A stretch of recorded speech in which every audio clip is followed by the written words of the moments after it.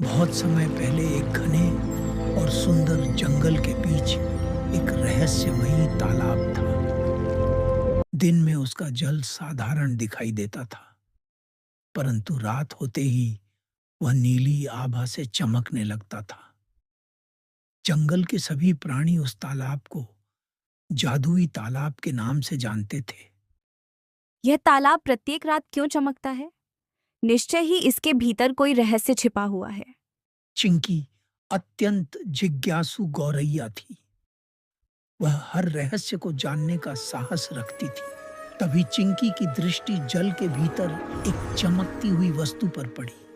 जल की गहराई में एक प्राचीन सुनहरा संदूक पड़ा था। क्या इसमें कोई खजाना छिपा हुआ है?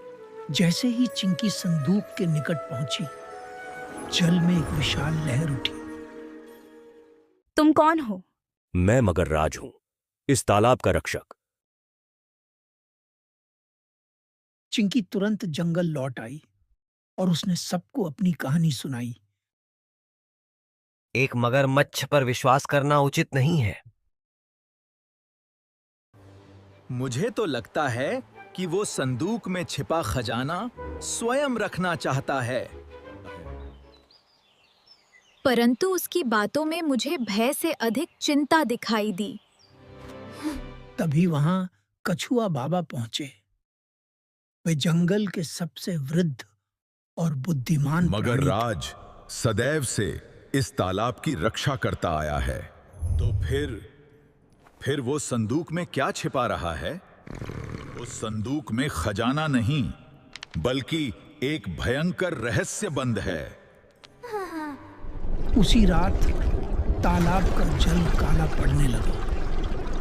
मछलियां गायब होने लगी। चारों ओर एक विचित्र भय फैल गया। ये सब क्या हो रहा है? सब कुछ इतना अजीब क्यों लग रहा है? बात का मुझे भय था, वो अब होने जा रही है।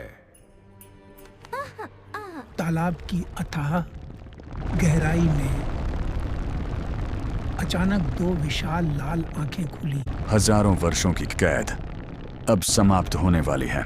क्या यह वही शक्ति है जिससे मगरराज सबको बचाने की कोशिश कर रहा था? ये जानने के लिए देखिए अगला